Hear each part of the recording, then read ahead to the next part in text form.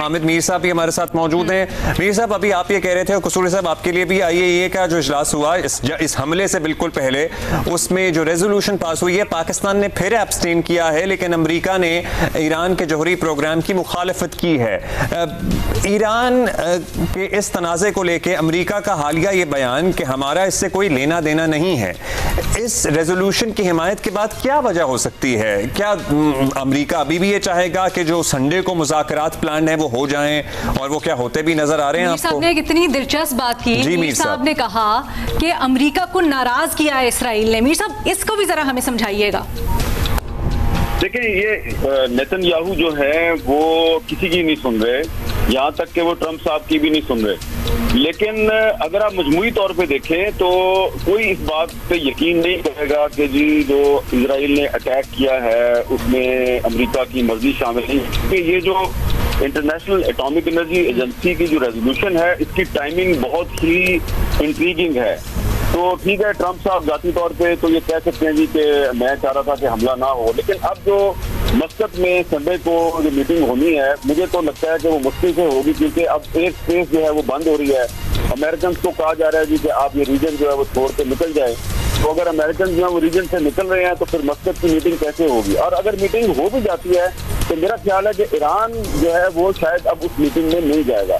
लेकिन जो सबसे अहम बात है वो ये है कि हम पाकिस्तान में ऐसा लग रहा है कि कुछ लोग कंफ्यूज हैं कि जी एक बहुत अरसे के बाद पाकिस्तान और अमेरिका के ताल्लुकात बड़े अच्छे हो गए हैं, तो पाकिस्तान जो है वो क्या करे और क्या पोजीशन लेनी चाहिए। देखें, बिल्कुल ठीक है, डोनाल्ड ट्रंप साहब जो है उन्होंने स्टेटमेंट दिए हैं, पाकिस्तान के हक में दिए हैं, उन्होंने कश्मीर के मसले पे बात की है, लेकिन इस हकीकत से कोई इनकार नहीं कर सकता कि जो पिछले महीने मई 2025 में पाकिस्तान और इंडिया की जो जंग थी, इसमें अमेरिका ने खुलकर पाकिस्तान की हिमायत नहीं की, बल्कि आप ये बिल्कुल नहीं कह सकते कि अमेरिका पाकिस्तान के साथ खड़ा था। पाकिस्तान के साथ सिर्फ 3 मुल्क जो हैं वो खुल के खड़े थे। एक चीन था, एक तुर्की था, एक अजरबैजान था, और इसका एतराफ जो है वो हमारे वज़ीर-ए-आज़म साहब ने बार बार किया है। जो अमेरिका का किरदार है वो सिर्फ ये है कि उसने प्रेशर डाल के सीज फायर किया, और जब उस सीज फायर से इंडिया ने इनकार किया तो फिर ट्रंप साहब ने बार बार रिपीट किया कि नहीं सीज फायर मैंने करवाया, सीज फायर मैंने करवाया, और उससे इंडिया को एम्बैरेसमेंट हुई है। लिहाजा हमें किसी गलत फहमी में नहीं रहना चाहिए। ठीक है, हम जो अमेरिका के साथ हमारी इंगेजमेंट है उसको बरकरार रखते हैं, लेकिन आप ये जो है नहीं कर सकते कि आप कहें जी कि जो चीन, जिसने इंटरनेशनल एटॉमिक एनर्जी एजेंसी के बोर्ड ऑफ गवर्नर्स के इजलास में रूस के साथ मिलकर ईरान के खिलाफ रेजोल्यूशन को अपोज किया है, तो आप चीन को भी नाराज करेंगे। कल को अगर आपको चीन और अमेरिका में से किसी एक का इंतखाब करना पड़ा तो आप किधर जाएंगे? ये तासुर हमें पैदा नहीं करना चाहिए कि हम सिर्फ ट्रंप साहब की खुशनुदी की खातिर ईरान के मामले पर हमने खामोशी इख्तियार की हुई है, और मुझे उम्मीद है कि इस मामले पे हमारा फॉरेन ऑफिस और अमेरिका भी आपको लगता है कि इस बात को समझेगा?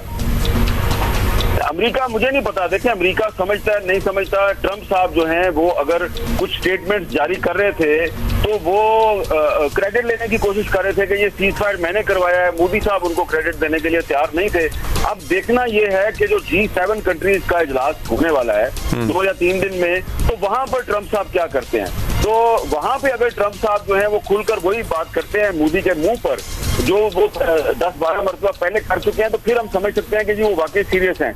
लेकिन इस सिचुएशन में जब नेतन्याहू ने उनको इंटरनेशनली एम्बैरेस कर दिया है, और अगर फिर भी वो नेतन्याहू के इस इकदाम की खुलकर मजम्मत नहीं करते, तो उसका मतलब है कि उनका दिल अभी तक इजराइल के साथ है। और दूसरी बात यह है कि ट्रंप साहब जो है ठीक है कश्मीर के मसले को हाईलाइट कर रहे हैं, लेकिन दूसरी तरफ उन्होंने जो पैलेस्टीनियंस को गजा से एक्सपेल करने का जो प्लान है उसकी वो हमायत कर रहे हैं, बल्कि उसको लॉन्च करने वालों में भी ट्रंप साहब शामिल हैं। तो ये जो ईरान और इजराइल का कॉन्फ्लिक्ट है, इसका बराह रास्त ताल्लुक जो है वो फलस्तीन के साथ है, इसका ताल्लुक गजा की सूरत हाल के साथ है।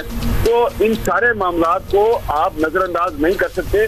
और मैं बार बार यही कहूंगा कि ये जो हमारे फॉरेन ऑफिस की अभी तक की खामोशी है, इससे ये तासुर पैदा नहीं होना चाहिए कि हम अमेरिका को नाराज नहीं करना चाहते और अमेरिका की खातिर तो मजहर साहब के पास भी आएंगे तो इंटरनेशनल लॉ की खिलाफवर्जी है और हम उस पर अभी तक खामोश है। उनको जल्दी बोलना चाहिए।